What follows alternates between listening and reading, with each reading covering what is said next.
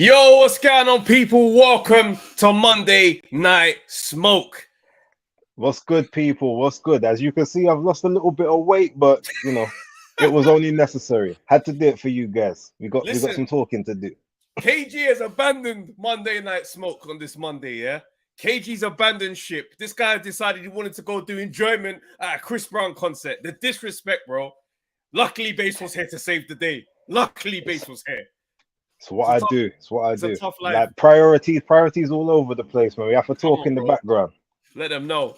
All right, listen, before we go any further, let me shout out the great defeaters, man. Let's do this properly. Shouts out to JD05. First, I see your comment, bro. Man like Cod Liver Oil, Mark E, October Red, Ahidja Selassie, Jermaine Williams, Maestro A, Mulla, Stay Blessed, Be Real, MC Tasty, man like Raj, man like Osborne, man like Jonah 31, man like Matthew, big up yourself, bro. Bruce Kai, Untraceable, Don Vibes, FCQA, Robert Brony, Untraceable again, J Lex, Doughboy J, Spoker D, Northbank Bren, Jam Down 187, MB, Deacon, Thomas J. Ridley, Ashley Williams, Mr. A, SN_J, James Douglas, Flyblown 98, Chrissy Blue 876, Skyline the editor, McGowan CFC, Jack Scam, Michael Januario, Irenozi B, Matty Lad, Daniel J. Boateng, and we're here. Let's go. All right. So there's stuff to discuss, yeah? There's stuff to discuss because Boatsy came out last week strong, yeah? Big presser, come out confident. I don't know that he's looking good since then, bro.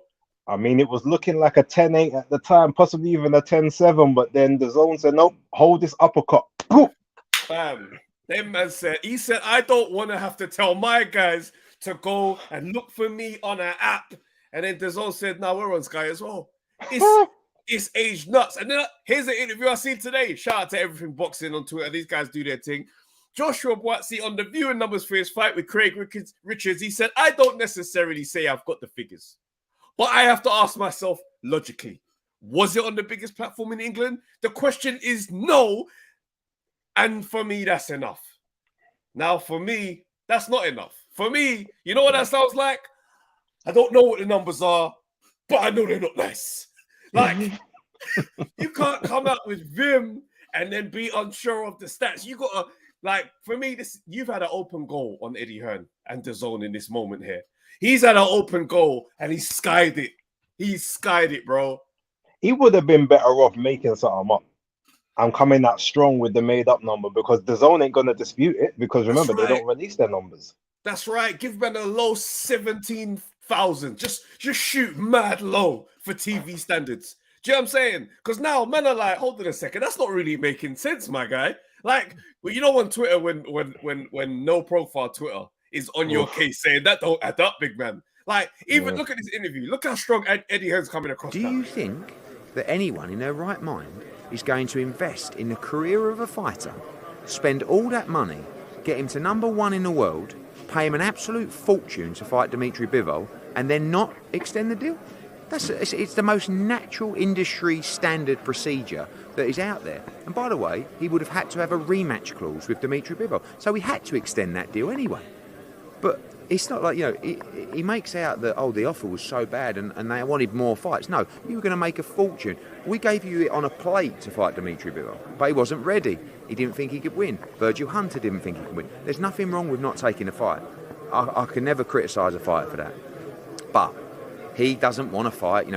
We lost the purse bid to fight Jean Pascal. It was a lot of money, actually. Frank Warren won it. I think he was getting 600 grand, and he didn't want to fight Jean Pascal. Of course, the VADA conversations. And then recently, Frank Warren made him a proposal to fight Anthony Yarde. Fam, it's looking nuts, bro. No, but you know what? You missed off the end of that piece when he said Frank Warren made him an offer to fight off Anthony Yarde. Me and George Warren were in conversations for that talk, and he turned that down too. Fam, cheese and bread, fam. Like, I hear what he's saying, but it's really looking bad. I'm not surprised KG's not here. Like, if KG's story on Instagram does not have Chris Brown highlights from the concert, he's ducked. He's ducked today. He couldn't back his dog, and he had to disappear. Blaming Chris Brown for your disappearance is disgusting, KG. I've had enough of this, brother. It's not looking good. Boatsy is looking like he's avoided the smoke Because logically, you say if you're gonna leave the zone, you go to BT so you can get your hands on yard. You've gone over to Sky Sports Boxer, yeah, and you're telling me that what are they guaranteeing you? What are the guarantees, bro? The money can't be anywhere near what that Bivol fight was going to be. If we're talking about visibility, all right. Well, here's the question: do you take 1 million people viewing you for, let's say, £100,000 easy touch fight versus, say, 100,000 people viewing you, but 1.25 million, and you getting a shot at the title? Like, brother, 1.25 mil, yeah? I don't need to chase any. Bro, if you want numbers, why are you not on Channel 5? Why are you not on Channel 5? Because any man with a slight TV connection, boom, there you go. Numbers, yeah? So for me, I'm like, listen, man, this is not looking. My thing is this, yeah? It's one of those things where you could just get at Eddie Hearn and DAZN with such easier targets. You managed to mess this up. And now it's looking like you didn't want the smoke. Because let's be real, if you're getting paid money that makes you happy, the numbers really don't mean nothing, like your example shows. So I don't know, man. We want to see what his steps look like. It's looking interesting, is all I'm gonna say. If he does the activity he said he was gonna do this shit, he said he's out 3 times. If he does that, then we can maybe start to address this a little bit better later on down the line. But at the moment, like I said, when I was first there, I mean, October was talking, I said, you know what, for what we heard, he done the right thing in the moment. But then when I started to think about it afterwards, I'm like, actually, it's not all stacking up. And now we're just seeing the rest of this week. And yeah, it's hard to see anything other than ducking the big fights for, the easier touches, for maybe just a bit more exposure or more comfort. Yeah, look, one thing we said, Eddie said directly that he spent his entire career on Sky minus 2 fights, which are the Bolotniks fight and the Richards fight. So if you had big numbers or the big star power or having people know where you were anyway, like that wouldn't have changed. They would have traveled with you over to the zone, unless your lack of activity has been a reason why that hasn't occurred also. Yeah. So it's a bit of a boat. So it's like you go back there, okay, but are your numbers now going to drastically be that much better than they were when people don't really know boxer too tough, when Matchroom was the go-to thing on Sky back in the day? It's crazy. It's gotta make sense, boy. Listen, calm. We'll move to others because there's other promoters out there you could have signed with, Do you know what I'm saying? Because boxers are making moves right now, bro. Like, look, AB said, let's take it back. Let's go old school with the team, fam. Like, I didn't know Don King was still. I don't know. This is the maddest villain story arc. You know what? Cash. You take the cash advance. Just don't declare no tax on that. Just offshore that account. Nice or swift. That could have been Josh. This is gonna be Watsy, fam. He might not have got no money for any fights moving forward, but at least he could have flipped that. Nah, do you know how sad state of affairs for Adrian Broner right now? When you sign with the boxing devil himself, like the original one, bro. Like, when men talk about bad promoters, you mention today's names, but you're thinking of my man, innit? Like, it's him. Yeah. I don't know. I feel for Adrian Broner. I don't know what's going on with him right now, but I hope everything's okay. I thought he was fighting for freedom. Clearly not. He's trapped. Bro, he's locked in now because the contract he signed didn't have no writing on it. He just said, just put your signature at the bottom of this paper. I'll fill in the T's and C's. Don't you worry. Take the cash. Don King, he puts on a show like once every 2 years. So it's looking very crazy. All right, but we got to talk, yeah? Because right now, we're in Okoli's fight week, yeah? And I'm hearing through, a little birdie's told me, don't worry, guys, when we open the lines, you can shoot at any of these topics. But a little birdie told me that Richard Riakpo is going to be on comms whilst Okoli's fighting in the ring. Yeah, and I find that interesting. I'm seeing Okoli's getting ready. You tell me what you think of this video that leaked today. I mean, my man's out there. He's giving that work to the bag. He's working with Fury now. It's nuts because he was with Team AJ, fam. Yeah, well, no, see, with Sugar Hill, innit? So, yeah, they're both in camp together. I hear it. What are you thinking about Okoli on the bag right now? I mean, I'm not really sure about the footwork, but everything else is looking. The punches were actually looking stiff. They was looking a lot stiffer, a lot tighter than they usually are. I really hope, that Okoli's not going over there to start mimicking Tyson Fury on the herky jerky thing. Like, I'm looking at this now. I'm like, yeah, but you don't.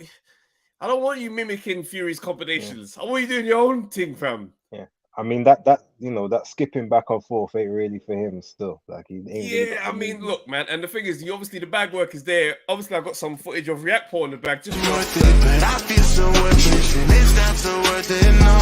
I'm losing hope. Not a guitar. The pain that's inside. Richard Rack. don't really know if that's the best vid. He didn't really throw many punches in there, but it still looked like himself. Well, you know, he was looking for, you could see him clearly looking for setup. He was looking for placement. Whereas Okoli looked like he was just male looking for a bit of power, but it was uncontrolled power. Even though his shots were crisper than they normally are, but one's looking for the perfect placement, one's just looking to drive through. So. Yeah. No, I hear it, man. I hear it. But I mean, look, man, obviously I found this clip today of React Paul rapping. I didn't even know this existed. So I think we can have a little rap cipher between these two men before they go head to head. Up first, it's React Paul. And who knew this? But he went by the name Blacks before he was just Richie React Paul. It's nuts. Drop the chain cause you know that I get in. Line dripping like snap, lit off the map again. Born hustler, robbing all your customers. Two balls for the work, it's like a jugular. Fuck the sky, I'll show you a shooting star. Touch the ice and watch Blacks burn your clock. Slugs leave a graze like a skin graph. And entries and exits like a car park. Yo, React Paul really was in the trenches barring, you know. Hey, I remember those days still. Swear down, you remember Blacks? Yeah, remember I used to be a part of that scene in another life, but we'll talk about that off camera. Oh no, wait, base, you had bars. What, you acting like you didn't know this?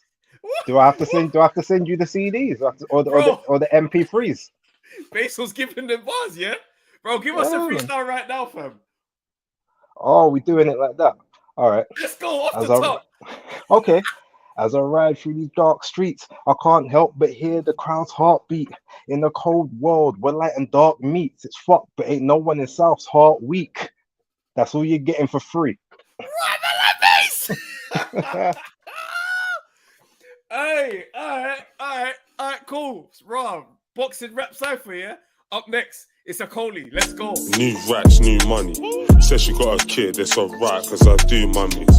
Fuck a boo, I need a Bugatti. Fuck your boo, boo-hoo, you need a new daddy. I got a new car with a new navvy. Got a new yard with a new ID. Playboy, I got a few bunnies. And there ain't anything I like they won't do for me. Heart's on cold, it refrigerates. But I'm a sucker for a pretty face. Still won't take her out on dinner dates. But I might show her to my real estate. Show her how to champ. Nah, you know, Okoli ain't bad, you know. I mean, you know what? I can't lie. To me, that's a 10-9 to React for still, because he came on the classic vibe and he flowed. I feel like he flowed better. And you remember he was doing it in a freestyle setting where my man had production and everything. So I hear it. I know, but the music video just pushes it over the edge, man. It just I give him that. I don't know. Okoli's hard though. He's got swag. He's got swag. Therefore, I like the fact that React Paul is gonna be on comms, bro. Like this beef is really percolating. Like, have your feelings changed on what you see happening during the fight? No, not particularly. The way I see the fight playing out is pretty much the way I see the fight playing out. I mean, I can't give you my prediction, but it hasn't changed. Basis takes. Yeah. I hear you, bro. For me, I still roll with Okoli. I feel like I can't. There's nothing for me that I should have seen that makes me think React Paul gets to him and knocks him out. Do you know what I'm saying? Like, I look at what Okoli's done in the book. I'm like, yeah, I still am on Okoli, but just by a little bit. But just before we open the lines, it looks like this fight is going to be confirmed, judging by the story. Oh, off on a little training camp.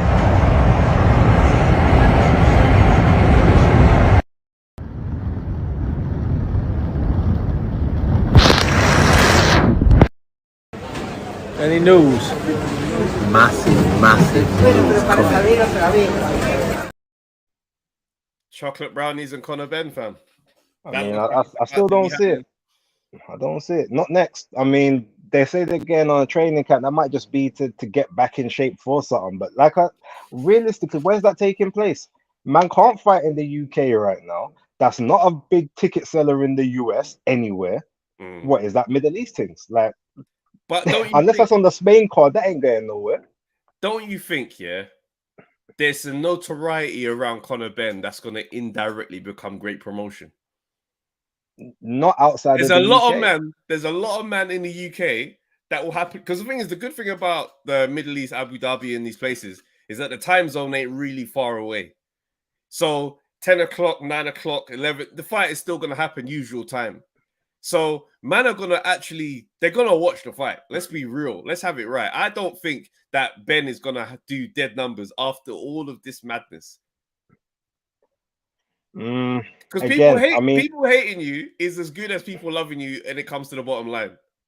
That's very true, but Middle East potentially, but it's not going to be a main event. So, what, you think that's going to be on someone's undercard? Who's dude, undercard? do you think if they go to the UAE, if they go to anywhere over there, right, they're going to want a bigger main event than Kell Brook versus Conor Ben? So hold on, but are you also taking into consideration how much noise all of this stuff has created around man's name? The controversy factor I'm talking about. You don't think... Let's put it this way. Okay, Middle East, right?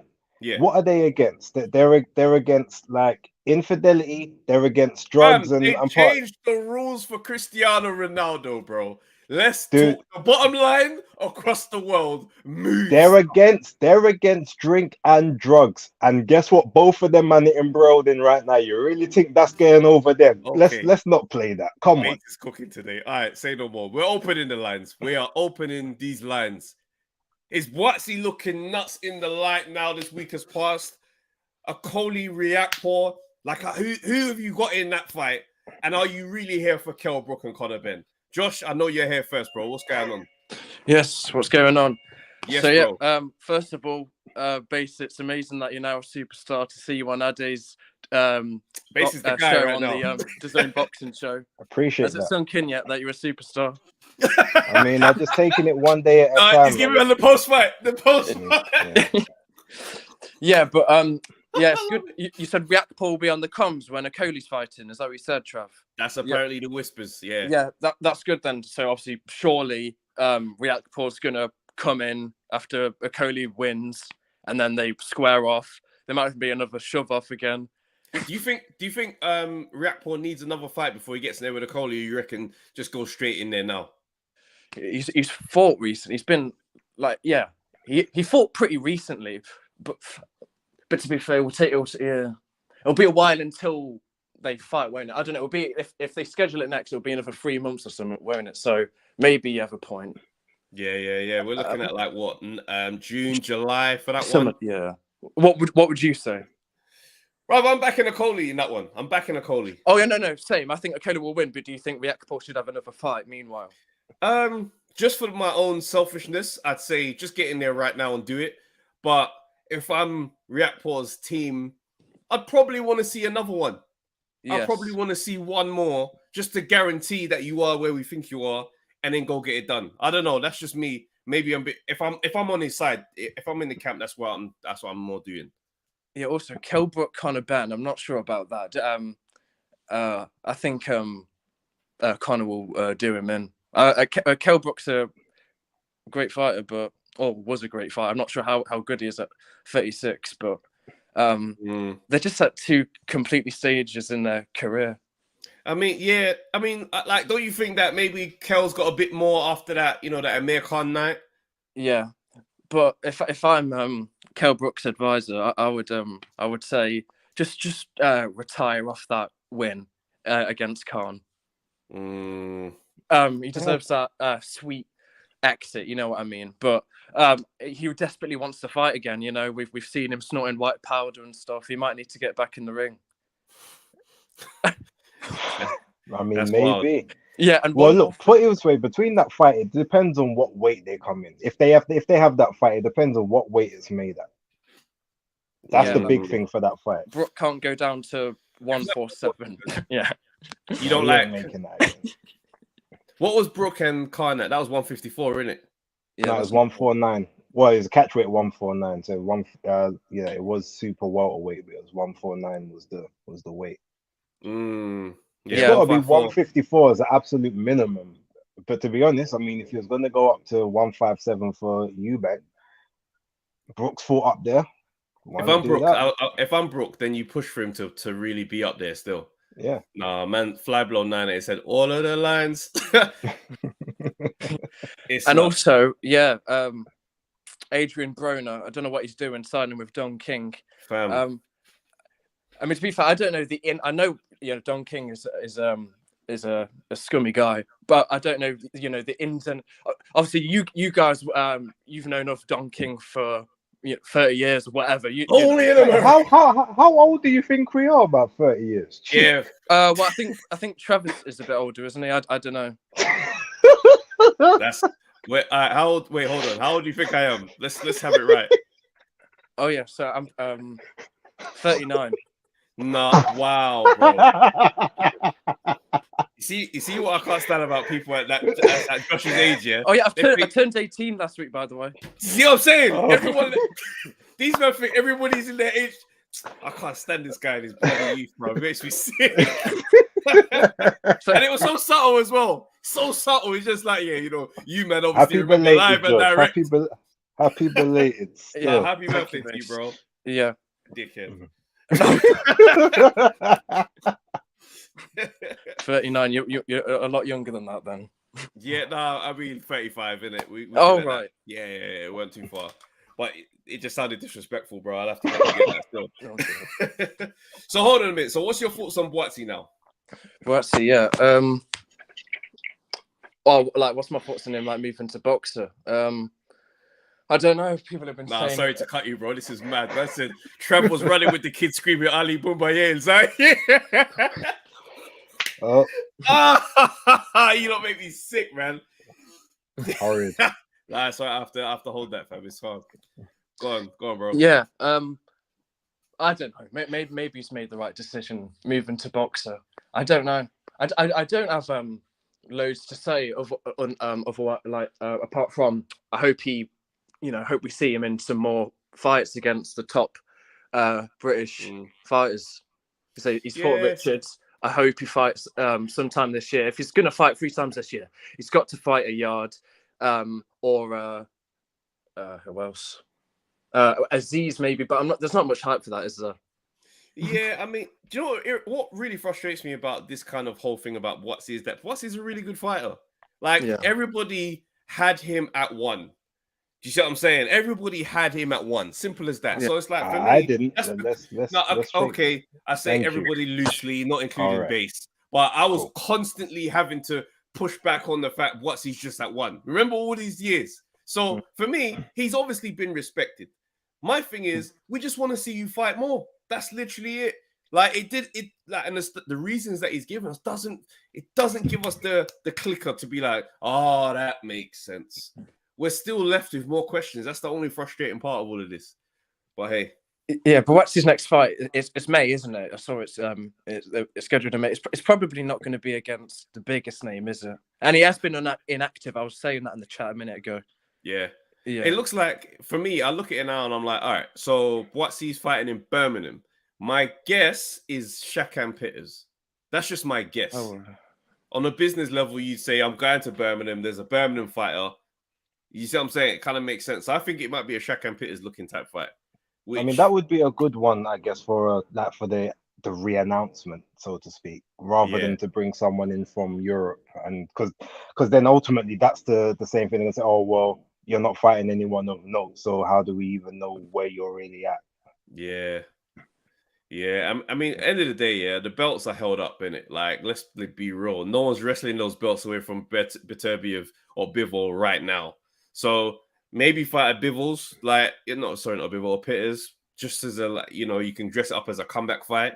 And after that, you got to clear out the domestic thing. I need you barking down these man door and try and get the Yard fight cross-promotional thing. Go over there and try maybe rematch Richards and just clear up you know what I mean? Because there's a lot of talk about it being a really close fight. Yeah, I don't know. There's more to do, I guess. We just want to see it.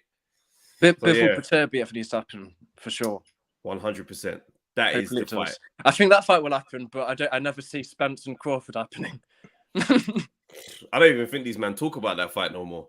Yeah. Mad. Anyway, Josh, big up Yes. yourself, bro. That Thanks was for calling, quite a man. long call. Yeah, no, it was Yeah, way too yeah. long. It's obviously bedtime for you, youngin. So Yeah, go all get that right. sleep, bro. We'll Yeah. speak soon. Disrespectful, blood. 39, you know. Wow. Fam. Hey, Mark, what's going on, bro? Yo, what's happening, Trav? What's going on, base? All good, Salute, brother. Mark. What's going on, bro? Yeah, Say your so line. yeah, no, just this Boatsy thing, yeah. I think that this Boatsy move is a good move for him, personally, because I feel like he just didn't want to be with 258. Same with the Cody, man. He didn't want to be with 258. Didn't want to be with Eddie Hearn. Wanted to get out of that contract. Wanted to control his own things. And if you think about it just from the financial perspective, like there must have been a serious, because it seems like Sky are doing this, or they've been doing this to try and prize away Eddie's assets, like either overpaying or whatever. I remember when I was hearing about the Ben Whittaker thing, and then essentially I remember, if I'm correct, Eddie Hearn kind of saying, well, look, you know, he just couldn't match the offer that Sky was given to Ben Whittaker when they signed him as a prospect and stuff. And I'm just saying that I feel like Boatsy's made the right decision probably for himself, because also he's been largely inactive kind of thing. And it's like to go straight into that Bivol fight. Let's be honest, his trainer said it, and he didn't stutter. He tried to come back and revise the what he said, but his trainer didn't stutter. He's not ready for that Bivol fight. Yeah. So as much as Boatsy can say what he wants, but he's not ready. Do you get what I'm trying to say? And Eddie Hearn's also saying, I've tried to make another fight for you and you're not ready. And it's hard for me to believe that Joshua Boatsy now is going to go have all these big fights on Sky. Yeah, it's not that. In my opinion, he's just not there at the moment. He's thinking, listen, I just want to go on Sky, have a few fights, build myself back up, maybe get myself into a mandatory position like he said, and then see how that goes. But I feel like he just didn't want to be the kid no more. Do you get what I'm trying to say? He just didn't want to be that person. And obviously, probably the last straw, as you guys have alluded to, was the whole him fighting Craig Richards. And he's thinking, well, what's that about kind of thing? And obviously he went hell for leather and he could have lost it all. Do you get what I'm trying? Because depending on how you saw that fight, you could have given it to Richards to win that fight. Right. So that's right. Or at least it be a draw. So it's just like when you see, and Eddie Hearn's so blatant with this, he just, if you're lower down on the ticket, he just says, oh, do you know what you can have? Yeah, like a 50-50. Do you know what I mean? He does it. He throws you in there. He puts you in hell for no reason. Yeah. He just says, you know what? True. Go on then, go over there. Because I feel like this is what slyly anyway, and it's a different fight, but I feel like slyly he was doing this to Dillian White. This is what I didn't like as well about in that situation where it was just like hard fight, because AJ was the top dog obviously at the time, but it was like hard fight after hard fight for Dillian. He never got his WBC shot and all that. You're right. And it's the same kind of thing. And it's just like as soon as you're moving down the ticket, and it's just that Cody was thinking, nah, Boatsy's thinking, nah. There's a lot of them from over on Eddie Hearn's side that are just thinking, do you know, I don't want to fight on the zone, because the reality is, am I more likely to watch the zone because they're on Sky right now? Yes, but would I rather just watch it as part of my subscription? Because not all of Boatsy's fights are going to be pay-per-view and stuff like that. So would I rather just watch it normally on Sky Fight Nights? Then yeah, cool. And also in this domestic scene, let's be honest, right? Since Eddie went to DAZN, really, I mean, has it been that great since he's been there? I mean, I know we had Liam Smith fighting against Eubank. That was kind of a big one. What was last year? Khan and Kell Brook. What else was really like popping in that kind of scene? So it is a bit of Sky's a bit more of an opportunity. Boxer's a bit more of an opportunity to kind of, especially if you're looking domestically, Sky's probably a better place for you right now, because the thing is, I think people have misprofiled, and maybe he misprofiled by saying, he's this world beater and world level and he's number one. But it's like Anthony Yard is taking them leaps. Do you get? He's swinging and taking them leaps, and he's earning his money and he's learning his trade. But he's still building, man. And I feel like we just have to, for me, you have to read between the lines kind of thing. His trainer's been honest. One thing you alluded to at the beginning, One thing you alluded to at the beginning, I don't want to escape past. 258 have managed to get through all of this conversation and not be really brought up. Like, no one's mentioned them in this whole conversation. Like, do you reckon, like, what's their management situation looking like at this point? Because I don't even with know. Akoli, it's about Akoli Hearn. It's become Boatsy and Hearn. And these guys have both lost. They've lost 2 fighters as well.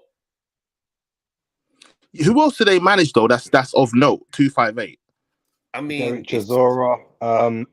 They did Ramla Ali, but she Ramla left Ali, as well. She left as well. Ben Whitaker's still there. Campbell Hatton's still there. But like big fighters, like anyone who's like, you know, of the level of like an Akoli, any world championship level or anything like that. Just Adrian. There you go. So that probably is the answer there in general as to what that is. I don't know everything, all the details, but I'm just like, who have they got then? Because surely they would have had a bit more of a roster. Mark, let me ask you something. Mark, let me ask you something. So you see what you said earlier, like, oh, if you're a bit lower down the card, Eddie's going to put you in the 50-50 fights and whatnot, right? Now, I agree that, to be fair, that's what we want, right? As the fans, we want to see good fights. We don't want to see fights we know where someone's going to ultimately win. But here's my thing.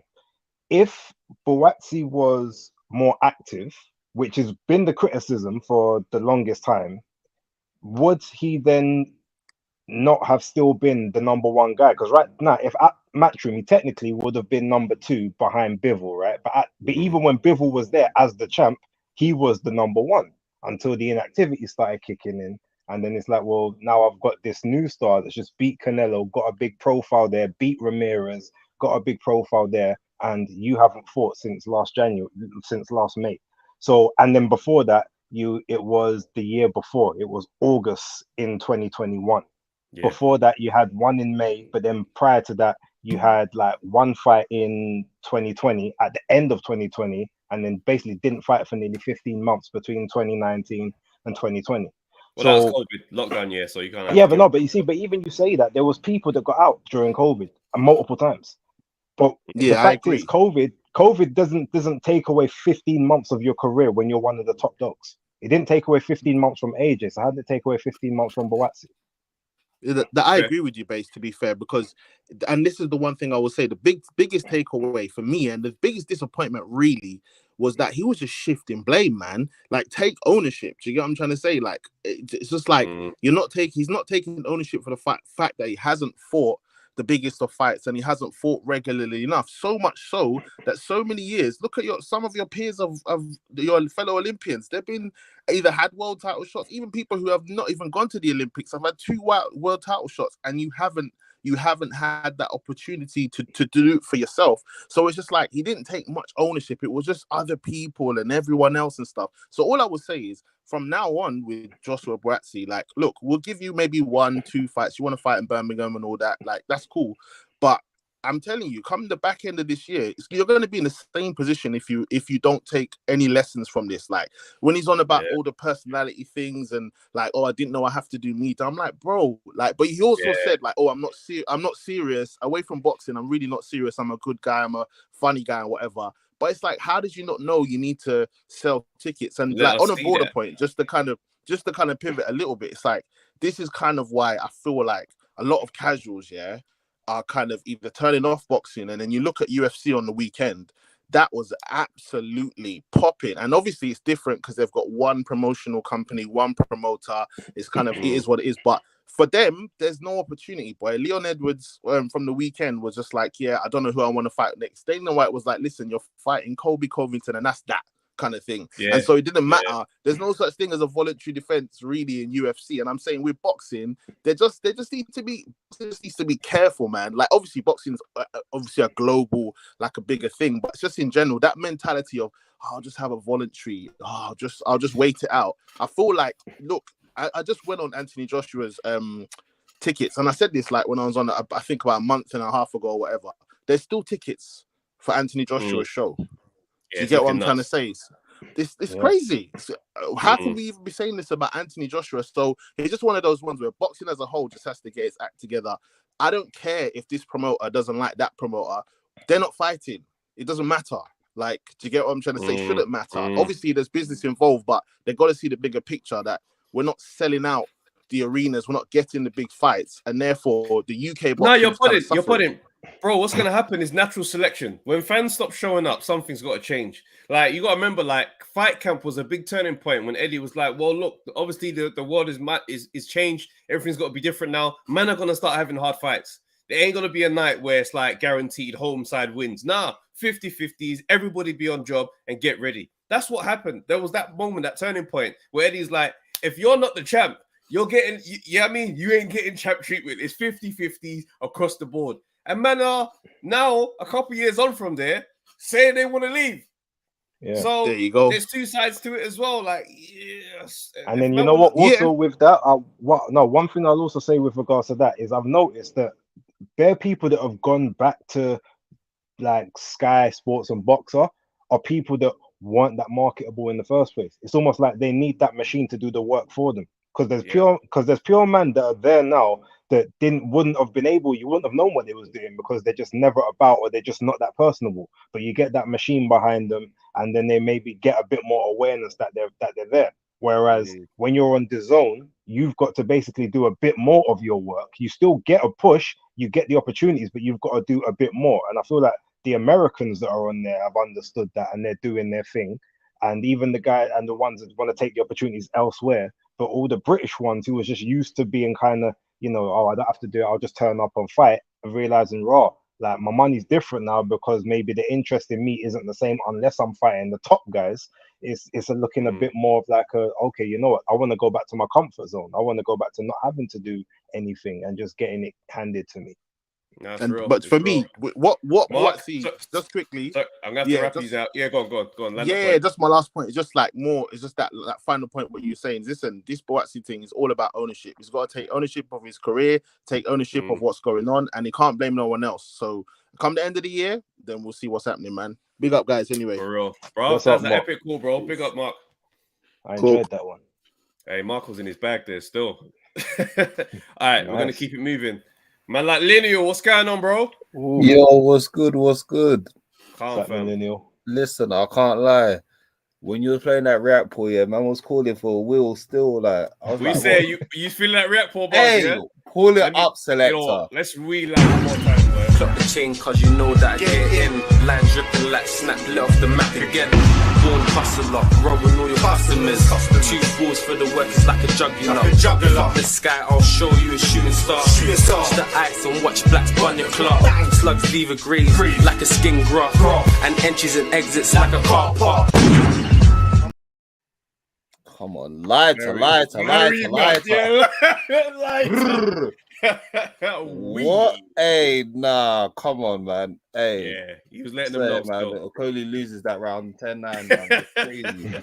We saying the music video don't save it. Nah, man. Do you know what it is? Yeah, it's better on mute still. The visuals are fire, but bruv, talk to us, bro. What's going on? I didn't even know it was Okoli fight week. Do you know how sad that is? I didn't. No, like when you said that, the machine, innit? The Sky Sports machine, bro. Like, there's no excuse for that type of talk. There, it's the Sky Sports machine. You should have known. Listen, it's that grass ain't green on the other side. Still, all I'm saying is nobody's got an excuse to have low numbers now. You got the machine, cuz. Rise it. Rise it. Listen, boy. Sky Sports thing's a bit rusty. I don't know if they can rise that one, boy, because I'm not trying to be funny, yeah. Them man thought, right. Do you know what? It's difficult because what I feel for them is they might have actually thought at the time, Eddie's not doing the thing for me. He ain't promoting me like I want to, or I'm not getting the recognition that I need to. Fair enough.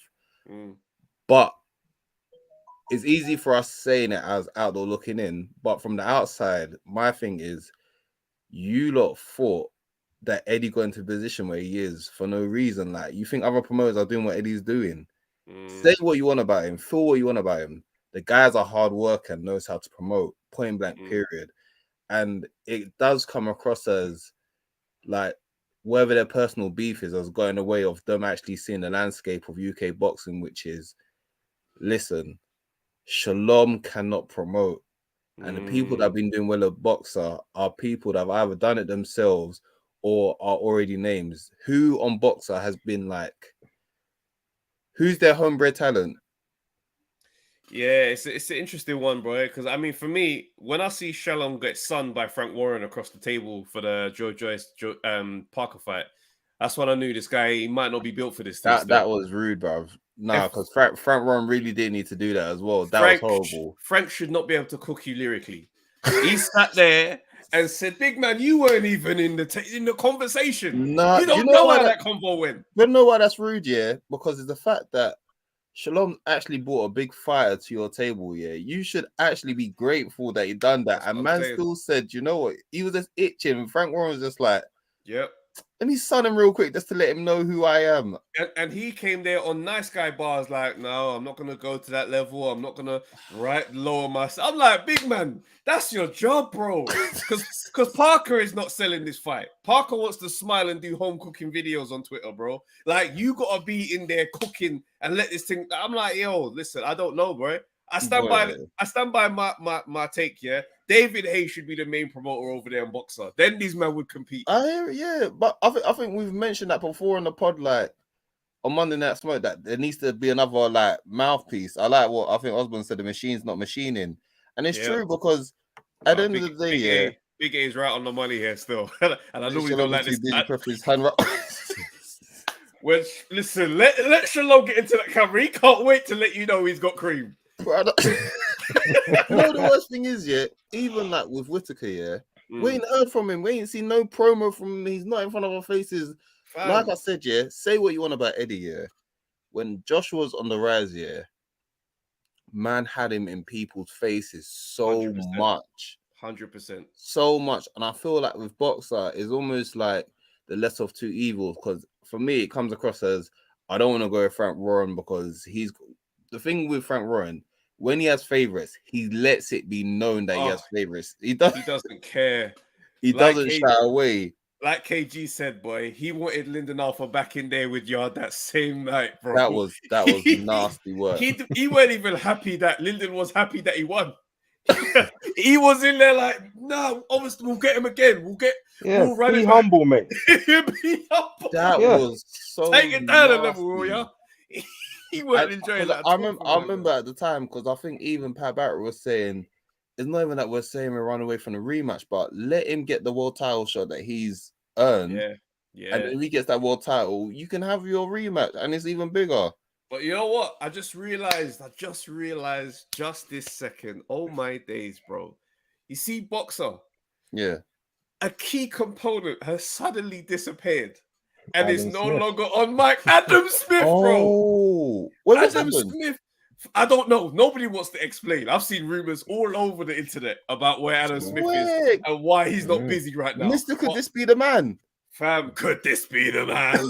Bro, we haven't heard Adam Smith in ages.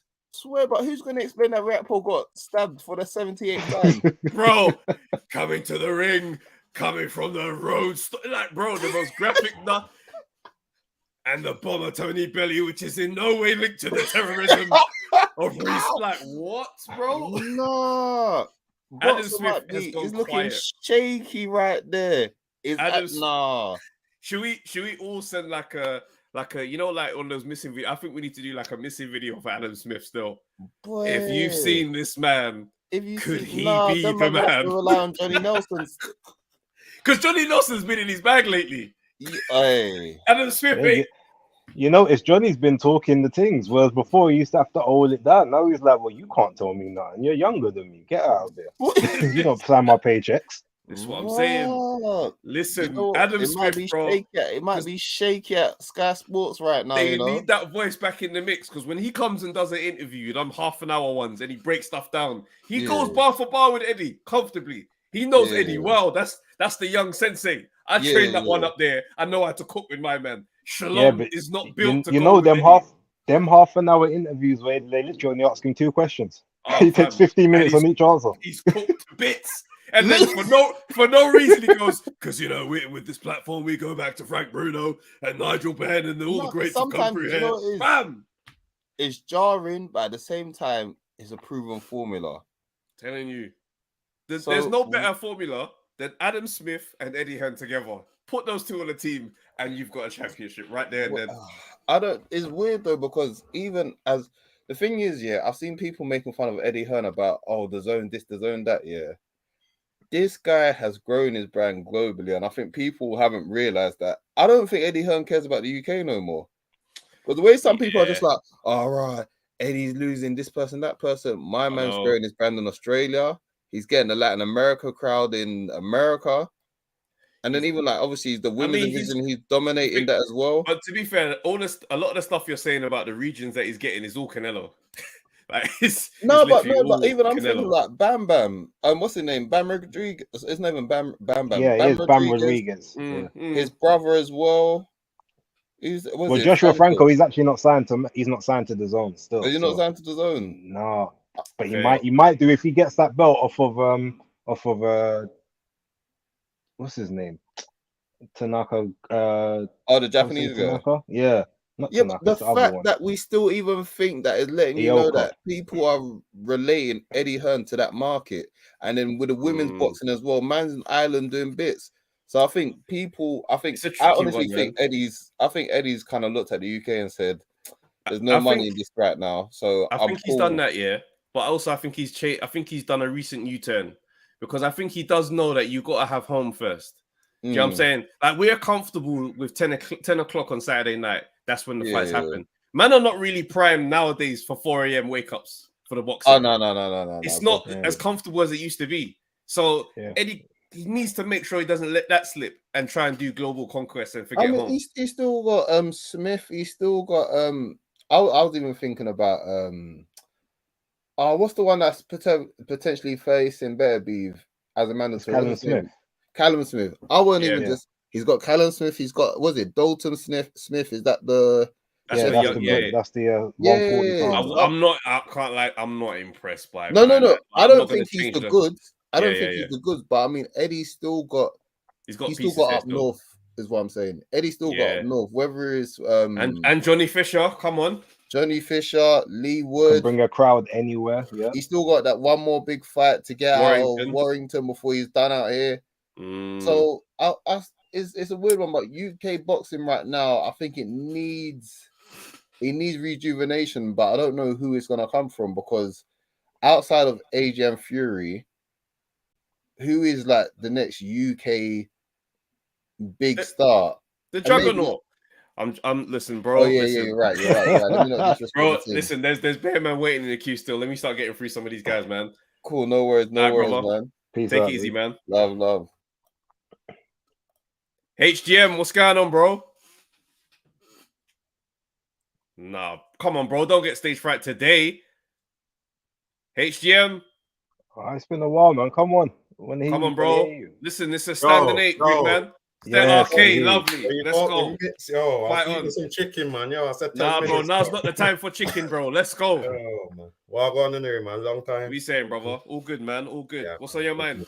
No, man. Just saying, man. Just listening to the topic head bass. Drop his nice freestyle, man. Yeah, man. I like it, man. But yeah. I'll send you the link still. All right, man. But yeah, with the Eddie Hearn thing, interesting. Though he's got a lot of how can I say, up-revving different markets and whatnot. They're not big markets in terms of boxing. So Australia, Middle East, it's not big in terms of boxing. He's growing his brand in the US, or he's on the way to growing his brand in the US. But now they're basically blocking him within that because a lot of the boxers again just tried shafting him for money. So. Oh yeah, another point is I think the Zone now has gone on to Sky Sports, haven't they? They're gone on Sky. Yeah, they're available on Sky now still. Yeah, so that to me that's like leaving your missus, then coming back to your missus with your side thing and saying, "Can I rent out a room?" That's what that's like.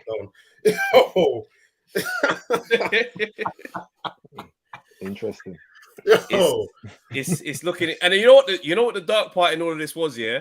Because if you think Sky Sports didn't know that the Zone had now secured that slot, they never prepared Watsy, fam. So Watsy's come out on the big attack saying, I don't want to tell man to sign up to an app. You think Sky and Boxer didn't know that the Zone had already landed that move?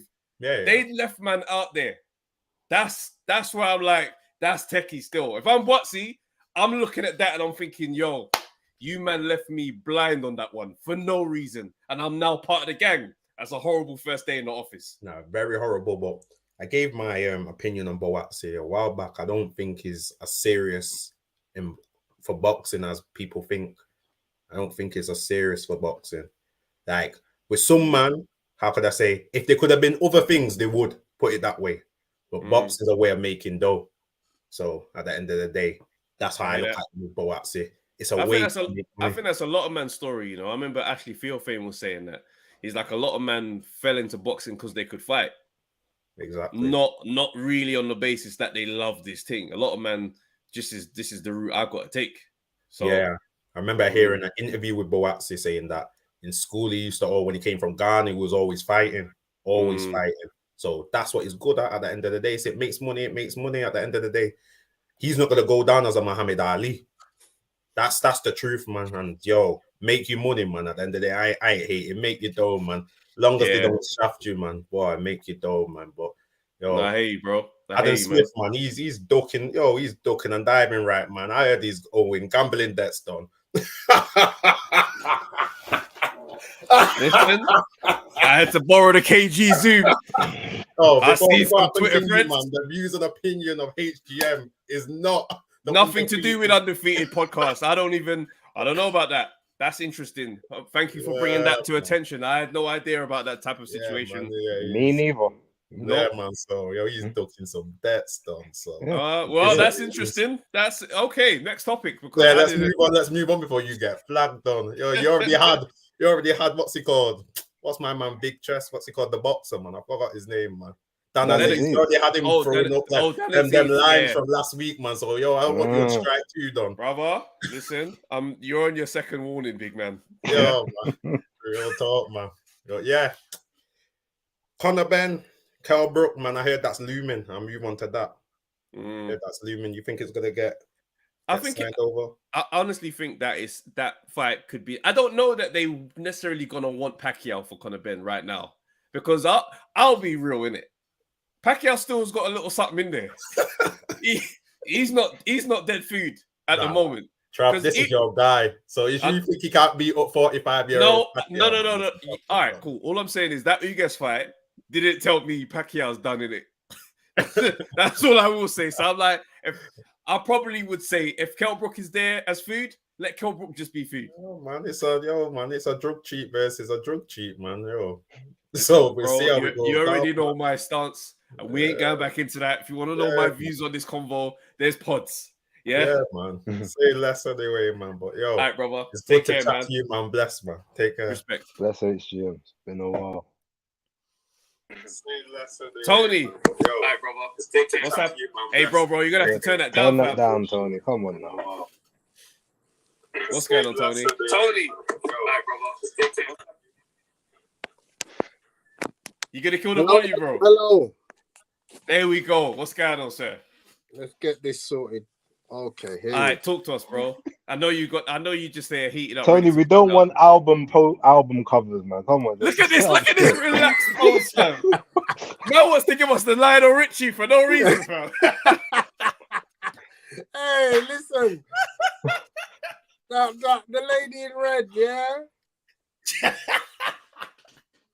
Let them know, bro. Let them know. I'm old school. Listen, I'm not ashamed. When man was calling you 39 and you was 35, I'm like, you know what? He needs to be schooled, because I'm 54 and I'm proud of it. You man can't talk to me about certain things because I was in this game before you man was born. I hear it. I mean, okay. Lower the tone a bit, jeez. Why are we getting so angry on us? What do we do? No, I'm saying chest-based. Prince shot Michael Jackson. He tried to shoot Michael Jackson one time. Innit? These old school duns, they man are serious. Yeah. So I'm saying it with chest, bro. I'm saying it with chest. All right. But just look, a couple of things very quickly. The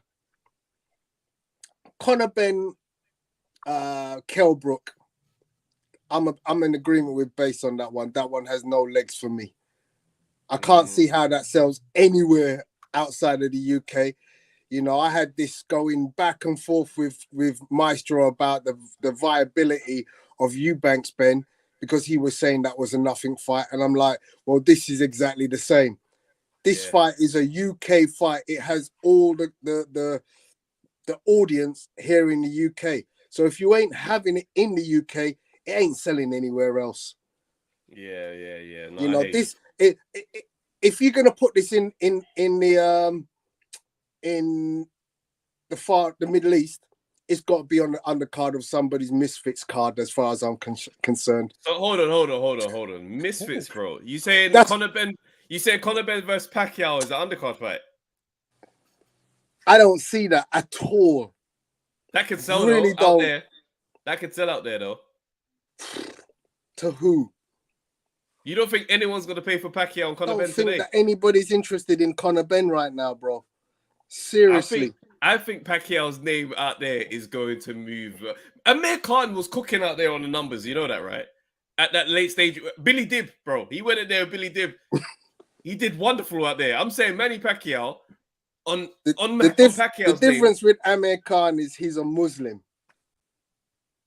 Okay. Yeah, he's naturally akin to the people there because he's a Muslim. Pacquiao's a legend though, bruv. Come on, man. Manny Pacquiao. Nah, I'm sorry. I think Pacquiao does well. Okay, if Manny Pacquiao is a legend, how big is Floyd? Because look at what Floyd's doing right now. Yeah, but that's Floyd's a bigger legend than Manny. All right, so you're telling me if Floyd came back to fight Errol Spence, that's not going to do absolute madness? Come on, let's not get ridiculous now.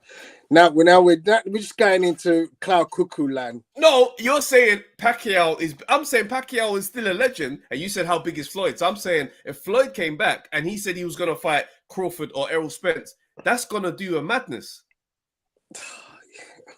But what are the chances of that, my friend? I'm not saying it's likely. I'm not saying it's likely. All I'm saying is Pacquiao is still going to garner attention out there. You carry on with that belief. Let's move along. Let's move on because there's people waiting.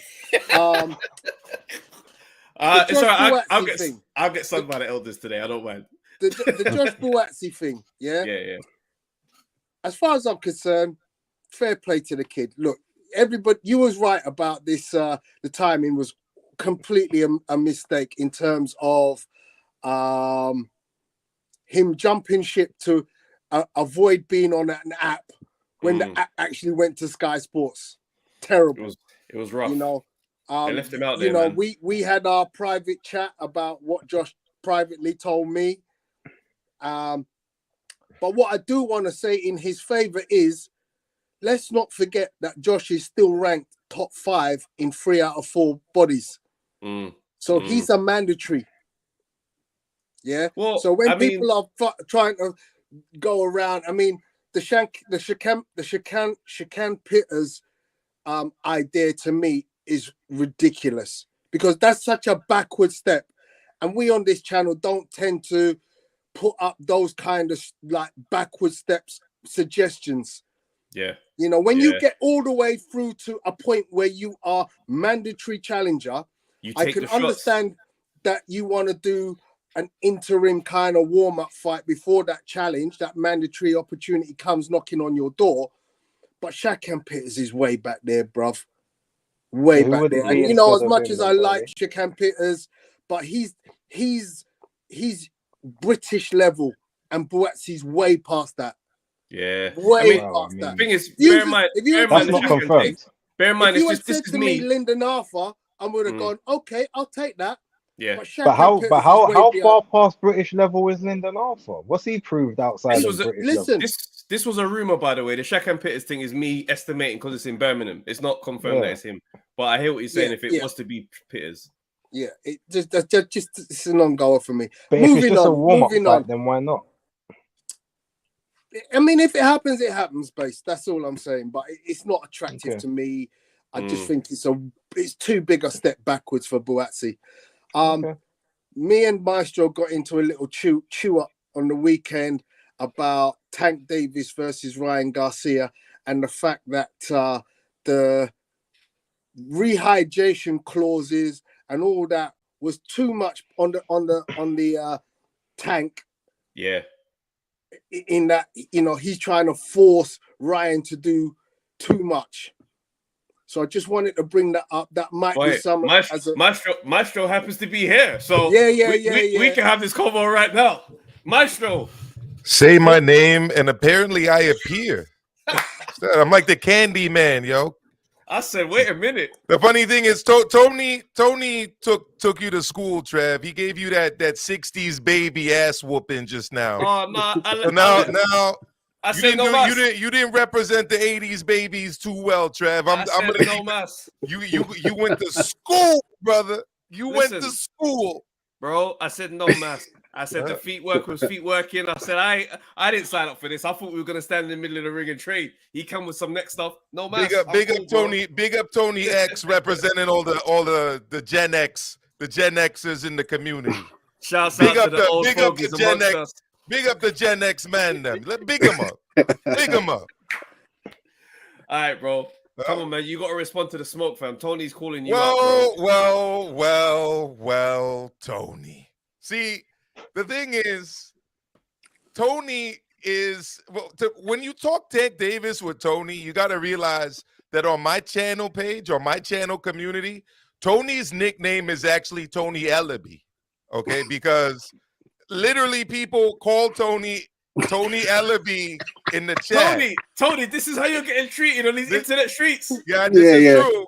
You can ask Base about it. His name on my channel is Tony Ellaby. Everybody calls him that because when you're talking about Tank Davis with Tony, you're talking about a man who admittedly is in his 50s that capes for a man in his late 20s by telling everybody that Tank Davis is a 5-belt, 3-weight world champion. But what Tony can't answer is this. Why is it that there was no catch weight for Mario Barrios, right? The according to Tony, the legit champion at 140 when Josh Taylor had held the belts. Why wasn't there a rehydration clause for Mario Barrios, which according to Tony, again, was a legit world champion when Josh Taylor held all the belts? Why is it all of a sudden, out of the blue, that Tank Davis is asking for hands up for weight hydration clauses, for catch weights? You know what? We're gonna do it like this. Tony Ellaby, you gotta speak. I need Tony Ellaby. I had to come on camera for this. Tony Ellaby, explain yourself. Tony. You see, this is what Maestro does, yeah. Maestro likes to let people on his show, yeah, and then he kind of doesn't have parliamentary procedure. So I just brought a little bit of parliamentary procedure. I let my guy cook. Let him cook. Because I'm ready to smoke his ass. Okay. Yeah? Ooh. Now, okay. It's simple as this, I don't know. friend. That's an interesting line there. Even a broken clock is right twice a day. But hang on, Tony, this ain't it. I let you speak. You see, this is what you always do on your show. You don't let people cook, and that's why Joe Habib had to tell you, let him cook. Yeah. Joe Habib has to put you in order on your own show. Let the man cook. Okay. Cook, Tony. Prepare us some scrambled eggs. I was making that at 3 years old. Let's go, Tony. Make me some scrambled eggs right now. All right. Because you're not 5-star dining, Michelin star dining when it comes to Tony. But I want some scrambled eggs. Let's go. Make me some oatmeal. Make me some oatmeal. Let's have some parliamentary procedure. Base. We need to stay on top of this action. Yeah, mute this man if he carries on. Yeah, because he has a trajectory of doing this. Yeah? Tony, that's enough. Maestro, I'm giving you a warning. Tony, stage is all yours. Let's go. So basically, this man wants to know why, when Tank signs a contract with Mario Barrios, he doesn't stipulate any rehydration clauses and the like of. It's very simple. It's Mario Barrios. I don't need that stuff. Mario Barrios is nothing to me. I'm gonna knock his ass out. Okay. Yeah? So now, why do Tank is looking at Ryan and looking at going, hang on a second. Ryan's got a much better resume than Mario Barrios at this stage in his career. He has a bigger profile than Mario Barrios at this stage in his career. He's got bigger backing than Mario Barrios in this point in his career. And you know what? If I'm a smaller guy, I'm only 5 foot nothing against 5 foot whatever, 9 or whatever it is that Ryan Garcia is. I'm going to the table and I'm going to try everything in my power to ensure that I make this fight on as much as I can favor me with every contract stipulation there is. Hold up, Tony. You might have to take this one, Tony. You know, No. That's not the defense you think it is, bro. No. Let me finish. Let me finish cooking. Okay. Yeah. All right. Because it's very simple. Yeah. There's the weight of the fight is 136. It's 1 pound above the lightweight limit. Yeah. So he hasn't really won there. All right, it's my time. He's conceded No, his let me time. Let him finish. Let him land this point. I'm curious to hear where it's going. Then he gives him a 10-pound rehydration clause. 10 pounds, bruv.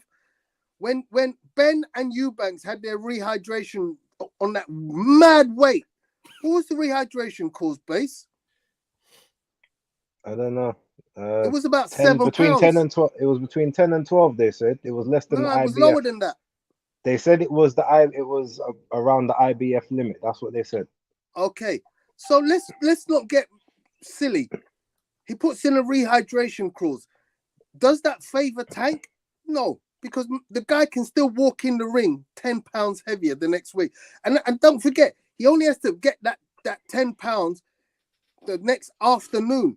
By the end of the evening, he's gonna still put on more weight. All right, Tony. Thank you very much, Maestro. Well, you know that was well overdone. Those scrambled eggs. The food was cooked so poorly you can't even make the doggy bag. The dog is turning his nose at that food. MCB said you don't want it. So Tony's cooking, but the chicken's still pink, apparently. So let me explain something that Tony is totally ignoring. Typical Tony Ellaby.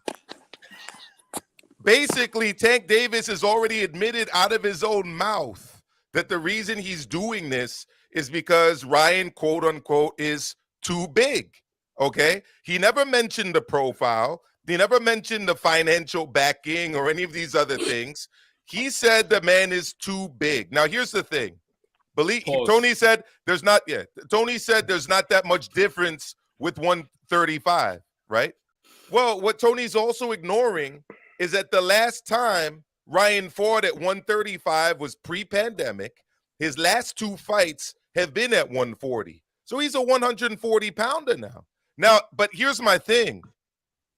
Officially, Tank is being marketed as a 3-division, 5-belt world champion. Tony's on the record as saying it. We don't need Base to pop in and pop out again because Base is right here. We already heard Base confirm that once. So if you're already a 140-pound former world champion, why do you need a 136-pound catch weight? Also, Ryan Garcia offered 138 to make the fight happen. Tank said no, and Tank countered with 136. So, you know, Joe. So is that not the same? We have a comedian. The same as what Canelo does when he asks people to boil down to certain weights. When did Canelo fight at a weight class, move back down, and then ask for a rehydration clause and a catch weight? He's never done it. So I don't know why you're bringing up Canelo. That's like saying Canelo went up to fight Kovalev for the WBO title. Then he came back down to 168. And then he asked Bivol to fight at a catch weight and put a rehydration limit on Bivol. Did Canelo ever do that, Trav? No. Did Canelo ever do that, Base? No. Come on. I'm calling it off. I'm calling it off. It's too much. It's too much. Tony, listen, man. Thank you for the great nights. You know, at this stage of your career, you know, you mentioned you're in your 50s. Can we expect to see Tony back here again? Yeah, you're gonna get me. Don't worry about that. No, I don't want to see it. We love Tony. I want the smoke. I want the no, smoke. When I don't want to see this happen to my guy anymore. All right, Tony, we gotta save him from himself at this point. I gotta lower the camera angle as usual with my guys. They got me all over the place here. So let's just pop it right down. See, I am a lot taller than Trav, but I'm not that much taller. I'm more like that. I'm 6'4". I think Trav is what Trav had, like 6 feet, 6'2". Okay. So I did hear two things that I wanted to talk about. Number one, I actually agree with Tony 100% about Conor Benn's marketability, viability, sellability outside the UK. Okay. That fight had very little interest in the United States, the Ben Eubank fight. It wasn't that interesting. Ben wouldn't sell out the Hulu Theater here at Madison Square Garden, let alone the big room. Now, you're saying with Pacquiao, right? Yeah. So with Pacquiao in the Middle East, by the way. In the Middle East, that's kind of a different conversation than Ben and Eubank, because at that point you're talking about people not really paying to see Ben. It's mostly paying to see Pacquiao, right? Is Pacquiao still a viable name? Yes. Do I want to see Pacquiao fight again? Absolutely not. I do not. He's an all-time great fighter. He's won all of these titles through all of these weight divisions, quite unlike Tank Davis, despite what Tony would like you to believe, right? It's time to just let the man go off into retirement. Because, I mean, we all saw what happened with Marquez, right? Thankfully, by the grace of God, he bounced back from that and had some good wins afterwards. Do we really want to see a guy in his mid-40s face planted like that or on his back like that? Do you think, for what? Do you think that Manny Pacquiao has money issues? Because as much as people are giving Conor Benn a lot of flack for these names because they're old guys and stuff, Conor Benn and his Pacquiao and his team have been hounding Eddie Hearn and Conor on their socials. They really want this fight, so it's not a one-way trying to. Yeah, I don't know. I honestly don't know. I mean, I asked the same question about Floyd. Like, why is he doing all these exhibition fights? Why is he selling voice notes for like $80 a pop? Like, who does this if they have money?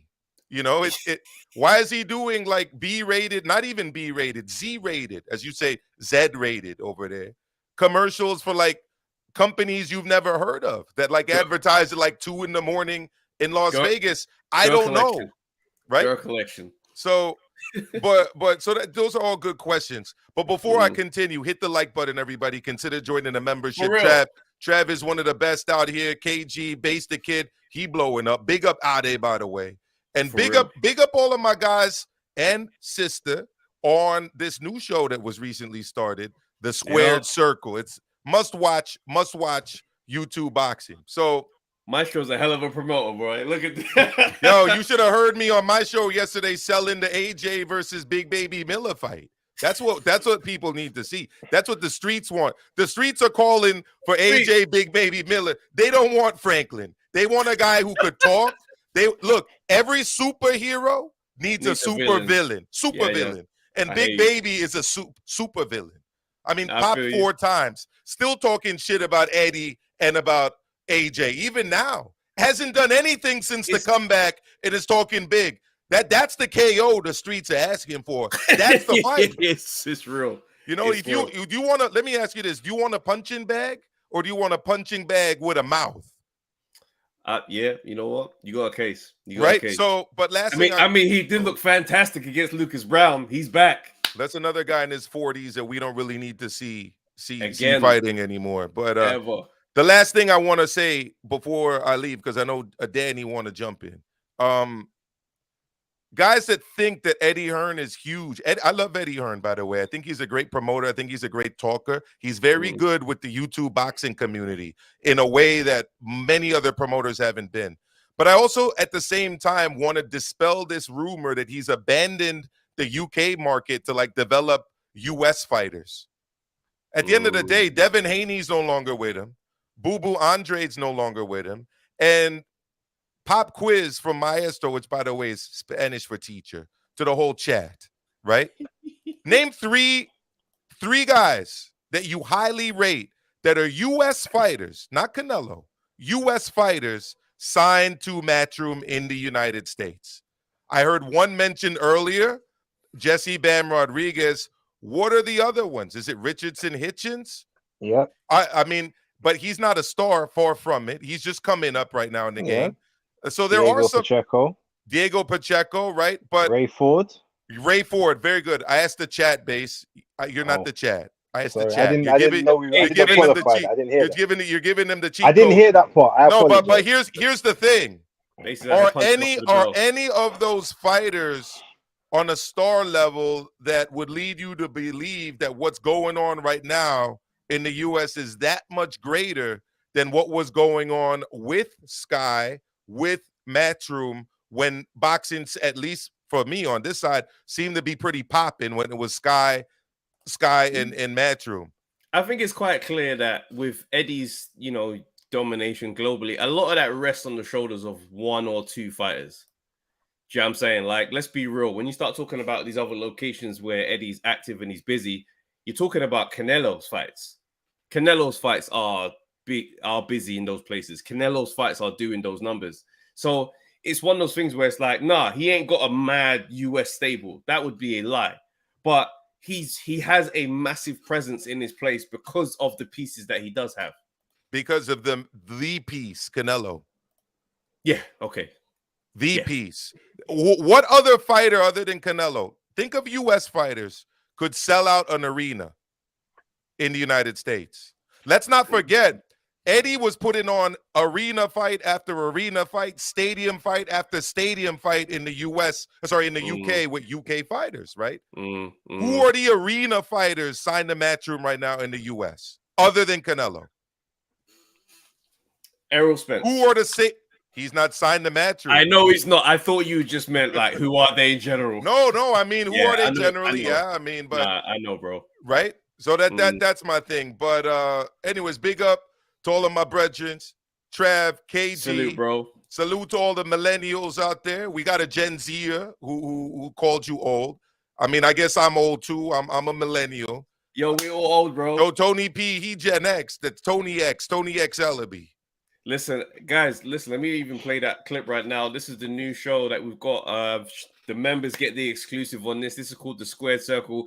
There's a clip for you right now. As a boxing fan, the fight you should be interested in the most in the light heavyweight division is Bivol against Beterbiev. Anything that gets in the way of is a distraction away from the fight that needs to happen. From all parties involved that this is a business. Now, in business, you promote who does the best for your business.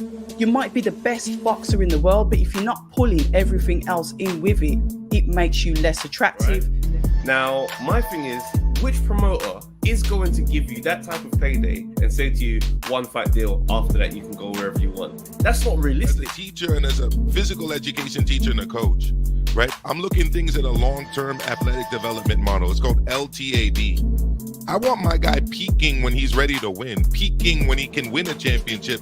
I don't even think he's ready for Bivol right now. You got all these young kids. Wow. So that's the show right now that we're cooking over there in the member section. Four corners, the squared circle is beautiful. Make sure you I ain't got a soundboard, but man, you guys had me looking 5 stars on that, man. Thank you so much. Come on, bro. All right. The link is in the private chat, Trav. Don't make me call you at the end of the show. Hey, don't worry. I got you, bro. All right. Big up to all of the people out there, and big up to my man Big A. Big A had an idea to go out and get Billy Dibb's book. That's a great idea. So anything we can do to support Billy Dibb and all kind of fighters that are going through hardship is something that we should try to do. So big up to Big A. Thank you, guys. Love, bro. All right, we got Danny coming in now. Danny, you've been waiting for a minute, bro. Sorry about that, brother. What's going on, fam? Trav, Teeth looking white right here, bro. Trav, answer that question real quick. For Anthony, Anthony that's really said, important. how do you become a member? Go on our main YouTube channel, and on the top, you should see join. There should be the button there. If that's not there, send a message to the Undefeated page on Instagram, and I'll send you the DM with instructions on how to do it. I think you can actually do it just by logging into a computer and signing up that way. But yeah, any issues, just get in touch, bro. Danny, what's going on, brother? You're looking mad relaxed, man. What are you saying? You got the low cut vest on as well, yeah? Letting the chest hair sing and that. Come on, bro. G-Unit. But yeah. R&B Danny, you know. Yo. No, but big up to Maestro. I see that Pugilist came in here on his civil rights attitude, and Maestro had to park him like Joe Smith did on Bernard Hopkins when he licked him out the ring that time. So Tony, just retire, please. Allow it. But yeah, It was a But- sad day seeing Tony go out like that, but we trust he'll be back again, man. yeah. I don't want to see my boy get hurt again. We need to take away his license. One thing we know about Tony is that he's gonna show up again, and that's what we love about him. Chisora, Yeah. Tony, same brand. Yeah. War Tony, what's going on, Yeah. bro? What's on your Yeah. mind, fam? So I want to talk about Boatsi. I'm actually riding for Boatsi. Do you know why? Okay, Because he brought up the 258 incident where he was like 258. They take 25% of your purse. There's people in that team, as you've seen pictures with AJ with that 258 team, looks enormous. And there's man in the team who ain't doing absolutely jack nothing. And I remember his face was, he had cocos on his head and stuff. So he's saying, I went in there, I bled, sweat in this fight when he's talking about the Craig fight and maybe other ones and stuff. And he's like, there's a certain man taking a good chunk of my money and doing absolutely nothing. So I don't think I'm getting a good service out of this 258 thing. So that's why I decided to ditch that. And then I see people giving him a hard time about not taking the Bivol fight. Now, my thing is this. Let's keep it a buck tonight, people. How many of you thought that Boatsi stood a chance against Bivol? Now I'm gonna be real. Probably not. No, nobody. But I think the reason why there's the pushback on him declining it is that whole thing of like, title shots don't just come along to everybody, innit? So But some you take people, they them when do. they're there. No. For some people, they do. When you have a brand behind you like Boatsi, he can call on his title shot whenever he feels like, because he has that Olympic backing and he's got that profile. People like Anthony Yard, Denzel Bentley, Craig Richards, if they get offered a shot, they have to take it because they don't have that amateur pedigree or that same thing where that same market value where they can know that at any time, if Boatsi says, "Oh, I'm ready for a title shot now," he will get his title shot. Whereas them other, I don't I'll necessarily. tell you. see that. Let me tell you why I disagree.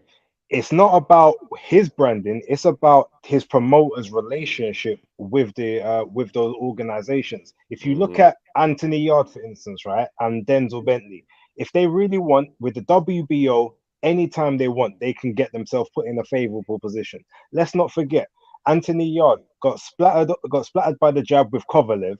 He fought that 4-48 guy in Spain. Came back with one fight against what's his name? Dex Bowman.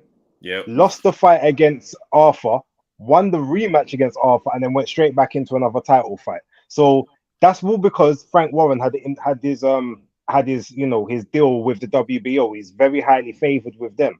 In the WBA, are very high with the PBC and them, man. Eddie Hearn doesn't have anyone like the WBC, none of them. He doesn't have one of those whereby he can just call them and say, boy, can one of my guys get in that mandatory? Can that next shot be the one? So when he's grafting for them title shots, he doesn't get them every day. So when you turn one of them down, then that's a bad look for him. That's the difference between him and the rest of them. No, I think Eddie does have the WBA one. He has the WBA on Smash, in my opinion. Hence, he's always got the continental, intercontinental. So wait, hold on. So are you saying that fighters get into the mandatory spot just decline because they don't think they're ready? Well, if he doesn't, you see, with Boatsi, he's a university graduate, so he's a very educated man. If he doesn't believe he can win, the public don't believe he can win, Virgil don't believe he can win. Why is he going to just go in there and have a go and take the money? Fans complain about, he just went in there for the paycheck. If someone gets battered up, no one's going to say that about Boatsi. Let's be very clear, bro.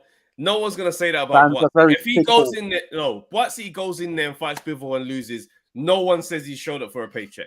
Everyone to be fair, no one said that about Yard, even though they gave him no chance both times as well. But they said he tried his hardest. He gave it a go. Even Craig Richards, no one said that about him. No, but that's because Craig surprised everybody. And also, I remember you said on your show, Trav, you was like, that the reason why Eddie was not feeling very favorable with Boatsi is because he had a close decision fight where he didn't really beat Craig convincingly. So he's like, are you really that guy then? But if Bivol just about like won by 1 and 2 points on the cards, how could anyone expect Boatsi to do a better job on Craig. So that's not really the opponent you would put in with Boatsy to test to see if he's on the same level as Bivol. You'd put him in with someone who Bivol's already wiped the floor with on wide scorecards, like a Zerdo, like a Isaac Chilemba. So because he didn't look convincing against Craig, that doesn't mean that he's not the real deal, because Bivol scorecards wasn't convincing against Craig if it was only 1 and 2 points in it. So I don't understand the counter to the point I was making, because the fact is he's obviously going to have Boatsy slightly pegged higher than Craig. Yeah. But where Craig earned the respect after the Bivol fight, he's like, you know what? Craig is definitely more active. Craig is always available for a fight. He steps up and he's obviously hungry for the spot. Boatsy doesn't seem like he's really up for it. If he was to just beat him, that would make my decision for me. So my whole thing was him beating Richards in the way he did left him in no better position than he was in before. But how did anyone expect him to beat Craig in a better fashion, if like more convincing, like to win more rounds clearly and not have it as competitive? That's what they would have expected. To get a better scorecard than Bivol did. No, but you would. Boatsy's not the. Let's not forget one of those scorecards was 118. What's that base? Boatsy's not a fighter that you bank on scorecards though. Boatsy's someone that you think he should be able to knock him out, because how Boatsy fights, you would expect him to go in there and knock whoever is there. Like that's the way you expect Boatsy to win a fight. So I don't think they're expecting to go the distance at all. So you thought that at the end of the day, hold on, just before you carry on, sorry, Danny. If we also look at it, right, you have to factor in again. I understand riding with Josh, because I think for him, he made the right decision for himself. I get that, and I actually support that. But we can't then discount the fact of, as we've said, there's been levels of activity, and then every time there's been an opponent that we think is going to be a good test, this is going to be the time when we understand what he is. Outside of Craig Richards, the fight never happened for whatever reason, whether it's injury or otherwise. Those fights never happened, and it looks even worse now. The whole, Jean Pascal thing, when Michael Ifort beat him and nobody knew who that guy was. So that could have been your spot. You could have been number one in 2 different sanctioning bodies at this point, sitting pretty. Yeah, but remember, Pascal didn't want to do the testing for that fight, and then also Boatsy wasn't happy that he felt that Eddie wasn't really backing him because he went and lost the purse bids for that fight. So he's like, if you're losing this purse bid, then how much are you really invested in me? So that's another thing where he felt that he wasn't getting the treatment of a A-side man. Okay, that's fair. So that's where a lot of the frustration with Boatsy is coming from, in my opinion. So I understand why but then having said that, can I just say, having said that, and he's not generating the numbers to bring that money back, after a while, that natural selection takes care of itself in terms of how much money you're going to spend. And again, like as you said just there, if you are ultimately as you said, there's only so much money you're going to put in, especially when someone isn't being as readily available as you want them to be, which is a criticism that's been had for the last 4 years. It's not a new thing that's just come out now. We've heard these rumors time ago. It's been said. It just hasn't been said as vehemently, I guess, now, is because he's no longer there. And with regards to the Pascal thing, remember, Lou DiBella said, no, like we agreed to it. It's just it hasn't gone into the terms of the actual contract at that time. But we're gonna have the VADA tested. He said, yeah, no, I want it in the contract. And so you could almost say, well, you've got it on camera and on paper that this guy has said it's going to be there. We are going to do VADA testing. But so you could be using the fact it's not in the contract as as just another reason to get out of a fight you don't truly believe that you can win. These are all the narratives you can play. I'm not sure about that one, but also regarding the opponent for Boatsy, as you would have seen that I put the Shakan Pitters feeler out first, but then John Pegg said that it's not going to be him. So then I've heard that it's going to be Stepian Powell, the guy that Callum Smith Powell Stepian, the one Callum Smith was meant to fight in Liverpool because he's fit and ready to fight. So that's who it's looking like it's going to be. Fair enough. Yeah. And you know what? Can't complain, because if it was good enough for Callum, even though none of us really thought it was, but ultimately, like, you can't complain if it was with him. You got to give that same treatment to the other guy. So yeah, I'll take it. And then also when Pugilist was saying, oh, why if it was Shakan, this is a step backwards, even if it's for in the middle of a fight in between a title fight. But then Tony doesn't really hold that same. He doesn't hold the fighters of yesteryear in his era to that same account, because you go and look at these guys like Roberto Duran and Julio Cesar Chavez. You look at their in between the fights. Danny, he's already been knocked out today. Just we don't have to do this. Stop. He's already. He's on the stretcher.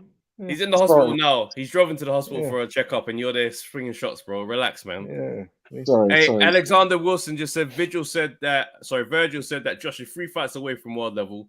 He said there were a lot of things he didn't like in the Richards fight. He said right now Bivol is just too much. They're both too much. And that's another point I wanted to make at.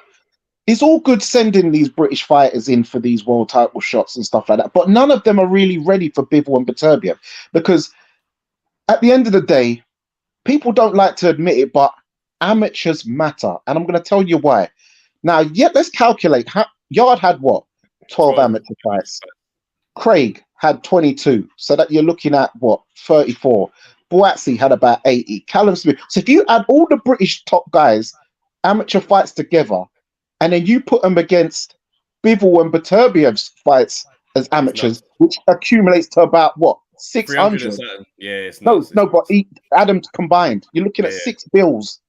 It's too much experience, and then to factor in that, how many pro fights has Boatsi even had now? So 17. But Danny, 16. Danny, and Bivol's had more of the pro fights than him as well. Danny, they're never going to catch up. So what then? Never fight them. In my opinion, with Beterbiev, it's best that man just wait 2 years till my man shifts and some belts get relinquished or something. But with Bivol, he's their age, so they're kind of screwed. They're gonna have to fight him at some point. So. Yeah, exactly. So that's why it's like, all right, cool. They've done all that, but today is today. They're never going to be able to go and undo that and catch up on the sly. It's not happening. So at some point, when you get to the mandatory slot, you got to take your shot and be as ready as possible. Like this whole thing of I'm going to get up to the point where they offer me the fight, and then I'm going to say no, and then I'm going to look back. It doesn't. That's not what you're in the sport for. As fans, we believe. You understand? So it's a thing now where it's like, for us as fans, because as much as we get some inside scoops, I speak for myself in it. I'm a fan in this thing. So when I'm looking at Butsy's thing, I know, but obviously you're inside the scenes a little bit as well. You got some whispers in the background. I'm just saying, we're watching Boatsy, the very respected Boatsy. He's number one in some people's list, and he's got the shot offered to him, and he's declined it not once, twice. Yeah. However the reasons are, however you dice it, asking for a one-fight deal or on a championship payday thing is a bit mad to expect that. Yeah. So we're looking at it now thinking, well, go and be Boatsy, bro. You're in the Olympics. You're highly respected. We're not expecting to hear that you bypassed the title shot, because those championships are not leaving them two man's fingers. So if you want to be a champion, that is the way to go. Yeah, all roads lead there. Yeah. But it's just it's there. He's in a pick, but he's trying to be too. You know, sometimes a man's too smart for his own good. Yeah, there's no perfect. He's too calculated. He's trying to goes there. It all goes there. That's it. Yeah. But it's similar to Ryan Garcia though, because he hasn't had a world title shot, and people would expect him to have a world title shot by now. No, but Ryan Garcia is different. He's still young. Number one, he's 24, but number two, he's already said the belts mean nothing to him. So now people are holding him to a different standard than I want to be world champion. Okay. He just wants to beat Tank so that now he can be that I guess that superstar type boxer, and he's remember he said he was looking to retire at the age of 26 back in the day. So he's not in it for the long haul. Yeah, the only good thing for Boatsy is that he's 29, but still he ain't got all the time in the world. No, he's 30 now. He was 30 last Tuesday. Yeah. Oh, last week. Okay. And Boatsy and Bivol, they're not disappearing soon, innit? Like, it's that way. That's it. That's the only way. And that's why Yard is getting respect now, because, bruv, when them shots come, he throws himself at these things. Yeah. This is the state of play today. Yeah. I don't know, bruv. But that's it for me. Come, bro. Take care, bro. Love every time, man. Yeah, man. Take care. All right, we're on to our last caller now, and then we're gonna call it a day. Bobby P, what's going on, bro? I'm very good. And yourself, guys? All good, man. Hey, I'm loving your audio, bro. Very clear and crisp, fam. Cheers, mate. Cheers. I just really wanted to touch on the Boatsy thing. So In Eddie's latest interview, he said that he didn't go for the yard fight. He declined the 1.25 million for the fight as well. Yeah. And that would have been a rematch. That would have been a potential 2.5 million he's declined, assuming he won. And either way, his stock would have risen as well. And he would have been on Sky on that 429. So as much as Boxer didn't tell him that obviously they were going to be on Sky, I also found it quite interesting that Eddie didn't tell him either. So Eddie could have used that as a bargaining gambit, saying, "Look, mate, you don't need to go. It's 429 in about a week's time." You know, I think the Zone quickly pushed that through when they knew, when the writing is on the wall that this guy is absolutely leaving. So at that point, it's past negotiation. It's not really worth trying to sell. He's gone. So let him go quietly over there, and then we'll hit him with this car crash because we know he's probably going to be talking about the app. Yeah. So I think their actual game plan was to release it on Thursday when it's actually on the channel, because it comes on the channel on Thursday on the 23rd. I think that's when they was going to just drop the news, everyone just see it there. But that thing just made them have to give the announcement a week earlier. True. I also found the whole what Ben Shalom's doing at the minute really interesting. I think it's so he's talking about UK exposure more and more, but now he's saying he wants to do European shows. So he's out in Poland, France. France. How does that make any sense? So he's there saying, so his selling point to Buatsi is nobody knows you're here in the UK. Let's get you some domestic fights. But then we're going to do a co-partnership with somebody in Poland. And he's not even a boxer fighter with Babic either. It's only the one. Having Buatsi fight in Poland would be the craziest outcome of all of this.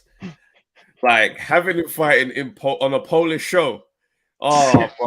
If that's what Shalom has planned for Buatsi, that's a sad day. Bloody hell! But I just don't get how he's he gets a lot of praise, Ben Shalom, but I don't put it this way. He put together the Amir Khan Kell-Brook fight. Kudos for being able to do that when nobody else did.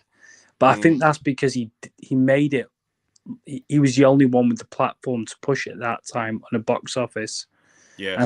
And likewise with the Smith Eubank was just because of the fallout with the other stuff. That's why that was so big. But I don't think he's not really done anything. And even the Adam Azim things, he's had Super Sunday slots and stuff like that. And Adam Azim's not a superstar or anything like that. How is he? This is the thing. It's like I think there's a lot of narrative on the promoters stuff that comes with just personal dislike for people. So Eddie Hearns will do something good in boxing, and it will just be, oh no, he's rubbish. No one cares about Eddie Hearn anymore. But factually, that's not true. Like factually, I feel like we should grade promoters. Well, not necessarily we should grade promoters, but I feel like one of the main factors you grade promoters on is their bottom line. Like, how much money does this promoter generate? And then what is he doing as far as how long he can keep this going with the stable that he has? But if we're looking at money and how much is being made, there's not really any of these promoters that are talking to Matchroom financially. No, none of them are anywhere near. Especially, the thing is as well, he's structured it really well. So if you look at the UK, he put all his money behind AJ, to be fair. And in the US, he's done it with Canelo. So he'll find kind of somebody that leads out with the money, and then he tries to build it up with some future stars. But I think it's interesting either way. I don't know how anyone dislikes a specific promoter. Like Ben Shalom is pretty irritating, to be fair. But other than that, I don't understand how you can dislike one of them, because they're all pretty decent. But another fight that's gone under the radar is Lyndon Arthur this Friday. Yeah, I know, right? That's the Wasserman show, isn't it? Channel 5. Yeah. That's only Arthur against Suarez. Yeah, that's right. And you can buy a front row ticket for £100. Oh, see, ringside, yeah, big ticket for 100. Look, man, end of the day, he's taken what Buatsi said and taking it for real and said, I want to be in front of as many people as possible. Channel 5 is going to have numbers that Sky Sports won't be able to speak to. So Lyndon is in the prime position right now. But I find it crazy how, like, if Buatsi wasn't after money, then that's what it gets me as. He wasn't after.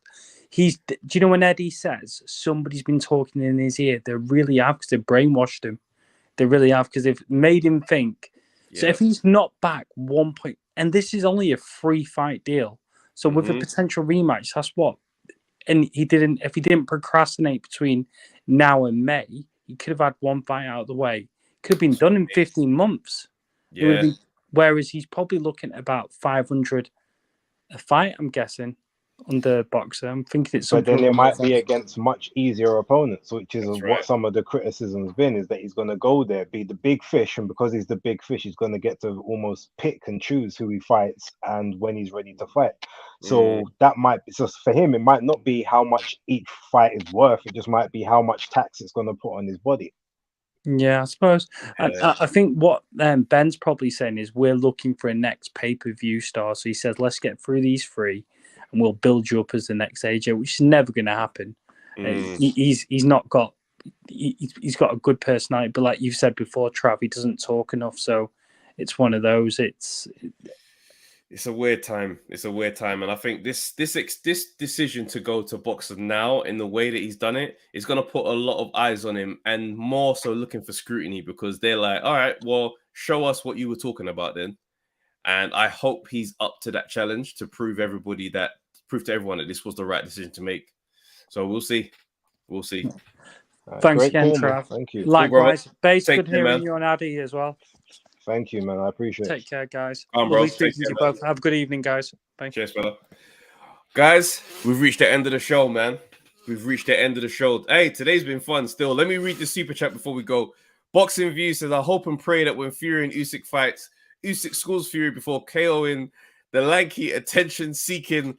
I ain't saying that. Hashtag Team AJ. Very passionate, bro. Okay. Fair dues. I hear it. We know where you stand. We like it. You know exactly. I like. Yeah, we don't like fence. We don't like fence sitters. It's one or the other. Sit on the fence, bro. So obviously KG ducked the smoke today because his guy Watsy was under the pressure. So when we next speak to KG, understand that we do call him a ducker. Please, guys, everybody go and put duck emojis on KG's posts and let him know that not showing up today was a huge sign of allegiance to Watsy's decision, and them two are clearly in cahoots. So it is what it is. But Bates, big up to you, bro. I saw you on Ade's show, fam. You did your thing, fam. I appreciate it, man. I mean, it was I went there and I wasn't expecting to end up on the zone. So let's do a segment for the zone. I went on my TV the other day. I just see the episode there. I was like, all right. Come on, and on YouTube as well. But yeah, I mean, look, it's been one of them hard, long grafting roads, but I'm getting to where I need to be, and it's only going to bring more views to this platform because every time I always speak about us and everywhere else. 100%. You're the Dan Aziz of this YouTube thing, fam. Try, man. I'm doing it the right way. Yes, you've done the English Southern area, and it's coming, bro.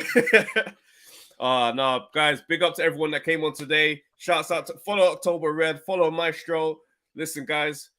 We'll be back this week with the pod as always, and we'll see you guys this week. Oh, wait a minute. Let me just shout out that super chat. Mr. IO121. Thank you, brother. Guys, take care. Have a good night. Peace. Peace.